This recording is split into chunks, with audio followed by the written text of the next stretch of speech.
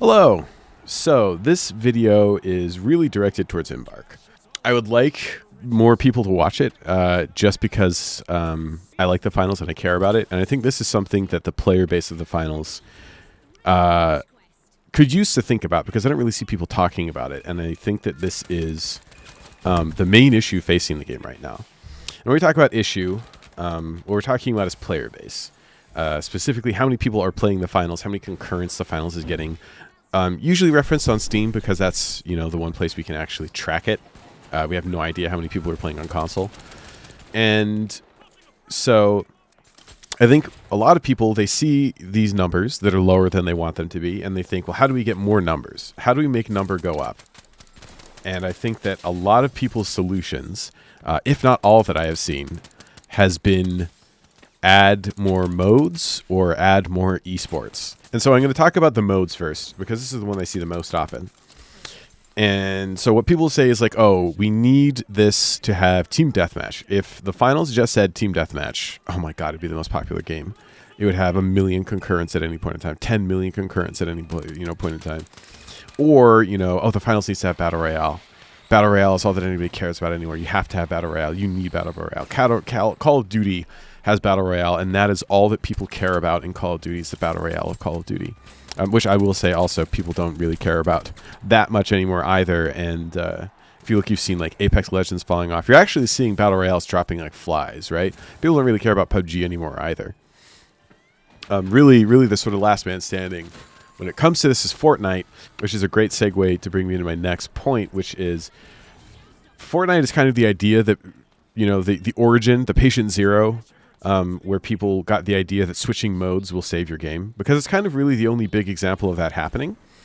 Right? Originally, Fortnite had the Save the World mode, which was, building fortifications and holding out and, crafting resources and holding out against zombie hordes. I'm pretty sure that's what it was zombie hordes at the time.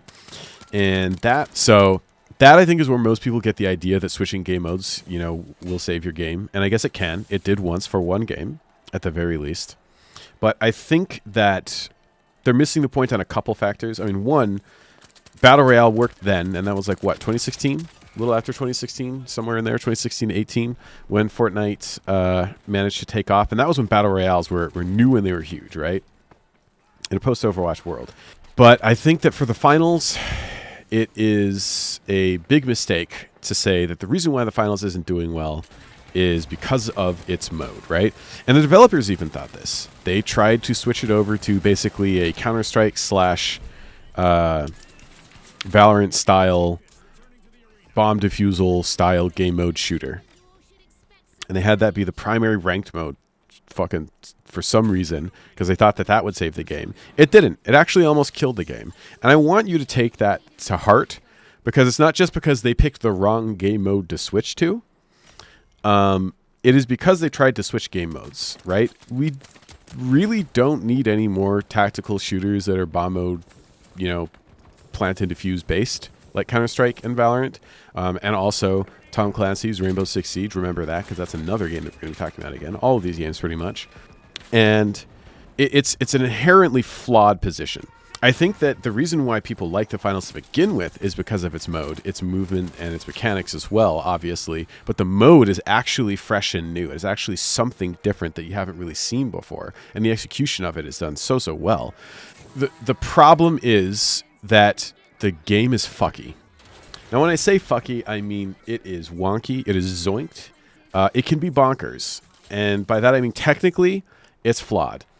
You have a lot of server issues. You have a lot of issues of going around corners and dying, which is down to server tick rate. You have a lot of issues of inputs not going off. And these are things that add up and are frustrating, right? And the thing is that I have actually personally brought a lot of friends into the finals, and they will start off loving it, and they'll talk about how cool it is. And very quickly, they will start getting frustrated with it, and they will start talking about how much of a headache it can be. And none of, when I ask them about this, like what it is, they always are talking to me, at least, about technical issues, about dying around corners, about abilities, not registering, like buttons not registering when they press them, missed inputs.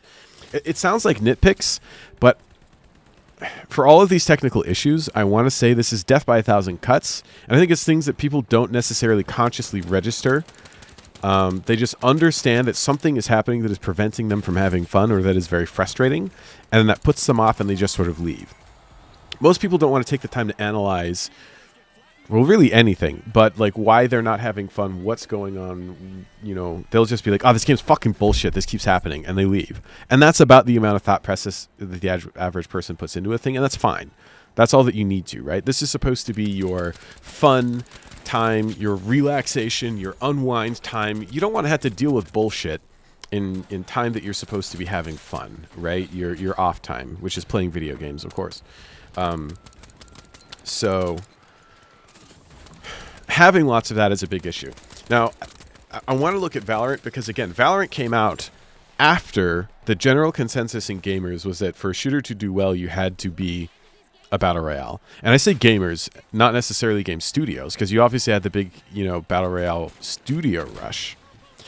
But gamers themselves, I would see so often just average people, not streamers, just regular fucking people talking about how you have to have every game be a battle royale now.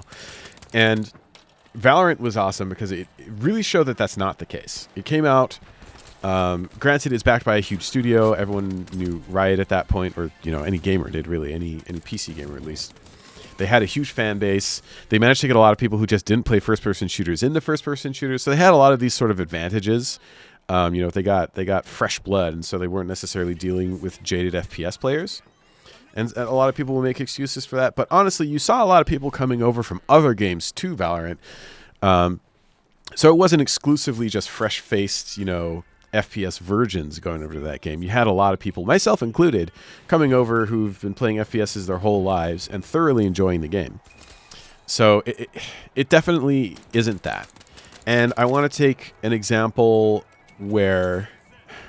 Because let me take a step back because I haven't scripted any of this. So basically what I'm proposing for the finals is that we need a health update. We need to fix these server issues. I would love so much to see them spend, rather than 100K on tournaments, which I love esports. I'm a big esports guy. I'm a very competitive player. I've attempted to play in esports in the past. I even got into a tournament and had I want to say like 2 of my games casted. Not flexing, I'm just saying, like, I fucking love esports. I really desperately want the finals to be an esport. I do not think that the finals is ready for it because of specifically these technical issues that are coming up. And so I want to show an example that is more sort of comparable to the finals, where just fixing all of the technical issues brought the game back to life. And that's Rainbow Six Siege. Rainbow Six Siege, it was chugging along, wasn't doing the greatest, wasn't doing the worst. People thought it was kind of a dead game, kind of the way that the finals is right now. It was kind of in the exact same spot the finals is right now, where that player base was dwindling. You had a core of very dedicated people, but anyone who would try the game would sort of just bounce out. And what they ended up doing was one season, they were like, all right, no new content, no new characters, no new maps, no new nothing. We are just spending this time fixing all of the bugs and bullshit and the servers and the netcode and whatever it was that needed to be done to make this feel like a smooth and consistent experience. Because I want to say that I feel like what really made Valorant stand out even more so than Tom Clancy's Rainbow Six Siege was the fact that that the servers are never the problem. The game is never the problem, unless we're talking about like balancing issues. We know that you're not going to die around corners, right? Unless there's an ability that shoots through walls. You're not going to have your inputs not read. You're not going to have abilities fly around in random areas. But for the most part, the maps are designed in such a way to where that's not really happening.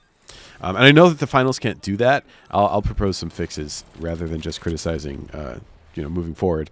You have these super high tick rate servers. I want to say that they're all minimum 120 tick rate servers. Now, obviously, Embark doesn't have the resources that Riot did, but they created their whole own like ISP server network just to make sure that those servers were running as well as possible. So, yeah, Embark doesn't have the money for that. But I want to say that is a huge part in my mind of why Valorant did well. Obviously, though, you had, a studio that with a huge fan base, lots of clout, lots of money, the backing of the Chinese government, the CCP via Tencent. But at its core, I think it would have blown up in popularity and then quickly contracted if it wasn't for the fact that it feels so goddamn smooth, so goddamn good to play that game. It is crisp. It is nice. I even have people who don't like the game, but they'll say, fuck, getting headshots in Valorant feels great. It feels better than Counter-Strike. You know what I mean? That is the core, in my opinion, of what allowed Valorant to become successful. And I think that is what is holding the finals back. It doesn't... You don't get that. You have some very fun, very satisfying feeling mechanics, but there's too much technical bullshit going on that is holding it back. And so what I would love for the finals to do is do a health update. Like, legitimately, take a step back. No new maps, no new abilities, no new weapons. I mean, I know that the higher-ups will never let you, not do cosmetics. Back when Rainbow Six Siege was doing their health update, they didn't have to worry about cosmetics. So still cosmetics, I guess. But everything else, all other hands on deck for fixing the health state of the game. Because I think that that's really the big issue. That's what I've noticed. Personally, I play through it because I'm addicted to this game and I love it. And I'm a very dedicated kind of a person. But I noticed a lot of my friends who I tried to get into this game bouncing out. And they typically, when I talk them through it, that's not necessarily what they always say to begin with, but when I really walk them through why it is that they felt like they didn't want to play anymore, it came down to these technical issues. And it's something I don't really ever see anyone addressing. So what I would love to see done is a dedication to, at least for ranked mode, 120 tick servers, right? Maybe for casual modes, you could do at least 60 tick. I've got a suspicion, though no one's ever mentioned what the tick rate is, that casual servers are running on 24 tick rate or below. Probably less, which is kind of abysmal, and you can really feel it when you're playing. Working on netcode to maybe resolve as many issues as possible. I am not a network programmer, so I don't know the proper terminology for this, but I would love to see, again, any and all of these technical issues resolved. And then when it comes to in-game things like missed inputs, I don't know, again, if maybe that's the server tick rate. Again, it could be that the server tick rate on these casual servers, because I do play a lot of Power Shift, and I've been playing some more Quick Cache recently. It could be that the tick rate is so low that I do the input, and the server just was like between refreshes when I put my input in. So it just didn't do it. You know what I mean? Stuff like that is very frustrating. And I think just resolving the server-side issues could do wonders for this game. Everyone could say, oh my god, I don't know why, but the finals feels awesome now. You can see these videos coming out. You just don't have that right now. The thing that everyone has always talked about is kind of the server, everything feeling wonky. Originally, when the betas were first coming out, people were talking about how the movement felt weird. It still kind of feels weird. And that's another thing that I would like to see improved. Take a season, work on it. I would wait for you. Your player base, I don't think, is going to get much smaller. Like, if you just let everyone know, you're super communicative, let people know, hey, we're going to take a step back. Season 6, we're just going to work on the health of the game. No new weapons, no abilities, no maps, no modes. We're probably still going to keep doing skins because our overlords at Nexon will not allow us to interrupt the skins, but everything else we're taking a step back from so that we can focus on the health of the game. That's what I want to see. It worked for Rainbow Six Siege. I think that it was really the core principle of what made Valorant successful. And I think it's what's holding the game back now. I don't think it's the modes. I think the modes are fantastic. Whenever I talk to people, and I know, by the way, my friends, I have quite a few casual friends, casual-ass friends. Like, these are people who go in, they play, they instantly lock in heavy because it's like the easiest class. They're rocking that RPG as often as they can. They are not concerned with trying to be skilled, right? They're going and playing Power Shift as much as they can. These are some casual-ass mofos. That is... so even though my personal perspective is coming from a competitive standpoint, the casuals notice this too. They don't necessarily have the language to express their frustrations, but they notice it, and it makes the game feel bad, and it makes them not want to play. So this is my heartfelt request to Embark. I would love it if anyone who watched this in the community could sort of spread this around, get Embark's attention, see if we can make something like this happen, because I think that if you just keep trying to do new modes or stuff like that, you're just going to have another season. What was it, 3? Is 3 when Embark thought it'd be a great idea to try and make the finals in a Counter-Strike? It's just going to happen again, right? It's not going to solve it. New modes are fun or whatever, but the game is fundamentally at its core flawed, and that needs to be fixed. All right, so that's my spiel. I don't really make videos. You don't need to worry about subscribing or anything. Try and share this around to get to Embark's ears. I'm purely making this video as a one-off just because I really truly care about this game. All right, bye.